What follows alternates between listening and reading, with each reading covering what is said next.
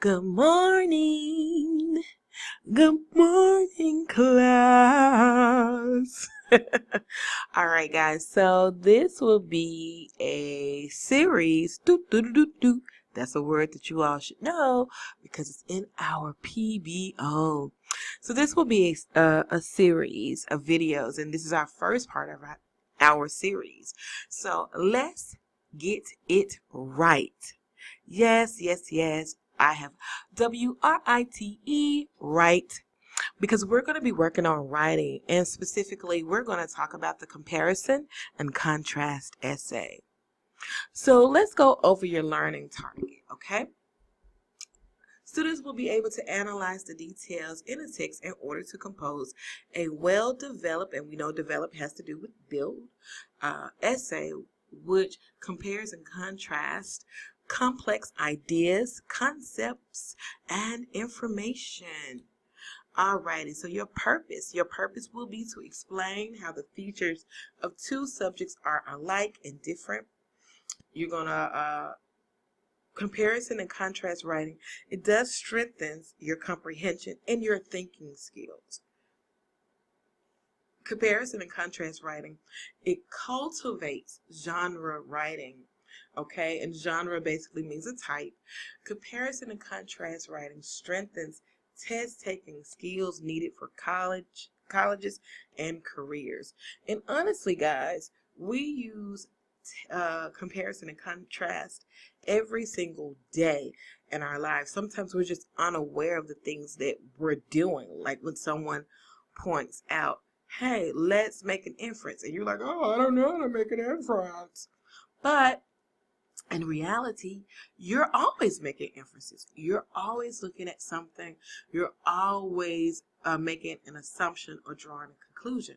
And so comparison and contrast is very similar in that effect. For example, let's say you guys, I said, okay, guys, we're going to go and have hamburgers for dinner tonight.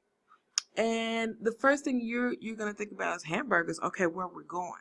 And so then I ask you, okay, so where do you want to go? Burger King or McDonald's? Now I'm asking you to compare. So you're going to start thinking about the features of Burger King versus the features or in comparison or contrast to McDonald's. Okay, Burger King has flame broiled patties. McDonald's doesn't. So those are features. So when you're thinking about features, think about the things that are like on your face, like the eyes, the nose, and what we're talking about the details of the text. So that's what we mean when we say features, those things that just stand out and make the text. So let's go right into something that is very, very important. It's called pulling apart the prompt. Now, a prompt is simply the directions. And if you're able to understand what you are being asked to do, not just in a writing prompt, but anytime you're reading your directions or you're reading the questions and you're able to determine, oh, they're asking me to do this, that is a wonderful thing. That is a wonderful thing. And what that will demonstrate is your ability to comprehend, okay? So take a moment right here. I want you to pause, and I want you to read the writing prompt, okay? So go ahead and pause your screen, and then you read the writing prompt. And then I want you to pick out the verbs. So read the writing prompt and pick out the verbs. All righty. Alrighty, so you've had time to read and pick out the verbs. So it says, please read the immigrant contribution and a quote of a country. Write an essay that compares and contrasts the author's purposes and how their purposes are conveyed in the two texts. Be sure to cite evidence from both texts to support your analysis. Follow the conventions of standard written English. What are the verbs? So the verbs are write. Now, what are you going to write? Write what? Yes, an essay. Very good. Okay, what's your next action or your next verb? Right, compares and contrasts.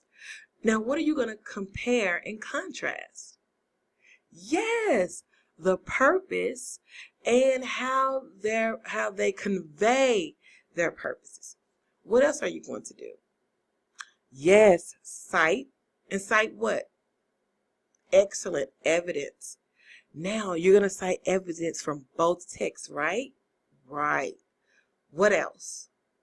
Yes, follow. Yes, you're going to follow. You're going to follow the conventions of standard English. Now, I want you to think about how you're going to present or organize your essay. We're going to talk about that in one of our videos later on in the series. So when you pull apart a prompt, I want you to think about this. Verb what? Verb what? So you will first find the verb and ask yourself, do what? What's the action? For example, write. Write what? An essay. Then your next verb is compare. Compare what? The purpose. Okay? Contrast. Contrast what? The purpose.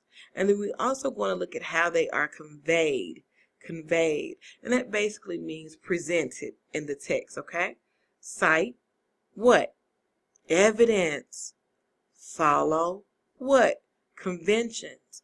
And that's how you pull apart the prompt, okay? So from the prompt, we can actually create our thesis. And so when I'm talking about your thesis, I am talking about your claim or the point that you want to make within your text. Another way of thinking about thesis is think about it in terms of, let's see, what you're going to present to me. So what are you presenting to me? So that's what I mean when I'm asking about your thesis. It's your point or your claim that you're going to prove, okay? So if you turn your prompt into a question and you answer the question, you will actually have your thesis statement. So if I'm asking you, how do the authors convey their purpose or the purposes in the text, you will say, Gwendolyn and Kennedy uses blank, blank, and blank to convey their purpose in their text. Blank, blank, and blank. So that's your answer. So subject, what are you going to be talking about? Well, you know you're going to be talking about the purpose. Assertion is your claim.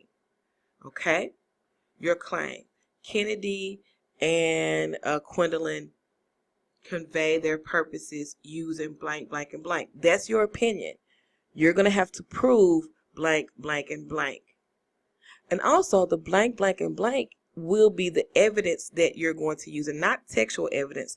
I'm talking about the support that you are using to support your claim. So, for example, if I were to say, Gwendolyn and Kennedy uses various sentence structure. They use diction and figurative language to convey their purpose in the text. So I'm going to have to talk about how they use figurative language. I'm going to have to talk about how they use, did I say diction? Diction. I'm going to have to talk about how they use imagery. That will be my evidence that I'm going to have to talk about. Alrighty, guys. So this actually concludes our first video. So take your time, rewatch it, and if you have any questions, please feel free to ask.